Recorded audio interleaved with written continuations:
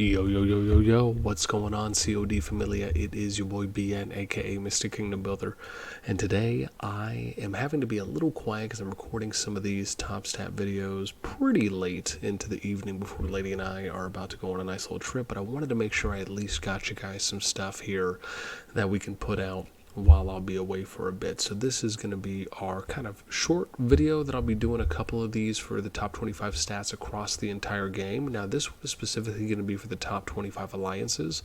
Let me just brief or prep here. I'm just going to do a big unveil, but I want to say that bear in mind that some of the kingdoms you're going to see on here are merge kingdoms, probably even most of them. Some of them will be non-merge kingdoms. Also keep in mind that alliance member capacities do get reset, along with hero levels as well, that will factor into some of that starting power or recovery power that you're going to see from some of the players. Again, based on if it was different, which probably is the biggest criteria, if we ended up having member capacities that stayed in existence from one season to another. Hopefully that might be something that comes about in a future update. But without further ado, here we go. And again, to say there are also going to be other factors as well, depending on which alliances have a lot of, if they have more behemoths than others, which obviously would allow for their member capacity to be increased. And again, just to state that there are going to be some factors that will factor into this, no pun intended. But here's your top 25 alliances for the month of July. This data was captured, and I was going to say this in the beginning, right? This data was captured, I want to say we did this in about 8 hours, 7 or 8 hours. So again, the window was there from, I think, just before reset is when I started capturing this.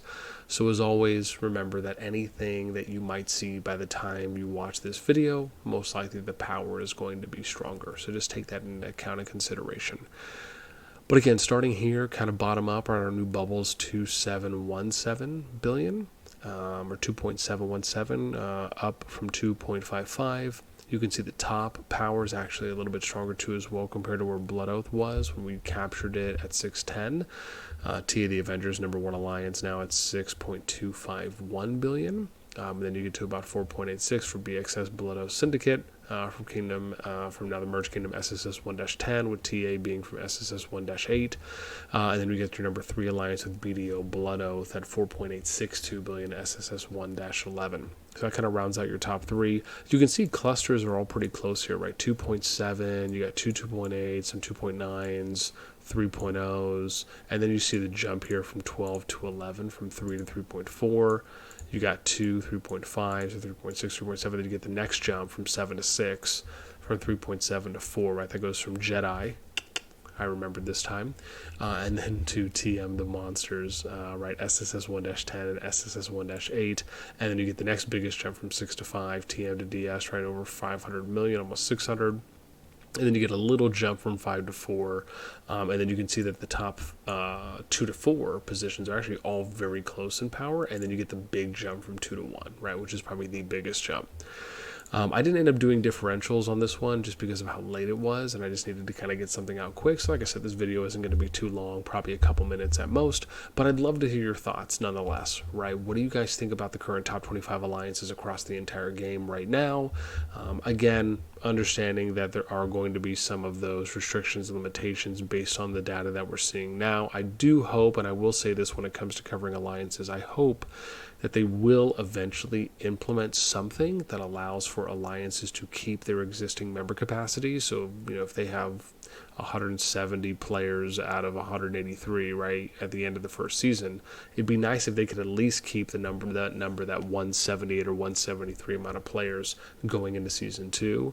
I know we touched on this in our suggestions video, but I do think it would help in really a plethora of ways, but also help my data. So a little personal preference there for me. But again, would love to hear your thoughts. All right, let me know what you guys think about this top 25 list. Any shockers, any interesting pieces here that you're seeing? Nice to see the bubble going up, seeing some of the differentials between at least a couple that we covered here for some of the ranks, and anything else.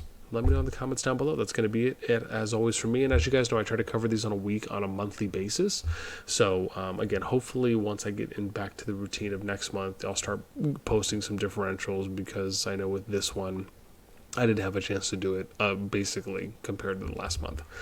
All right, that's it for me. I'm going to stop rambling. As always, until next time, I will catch you later.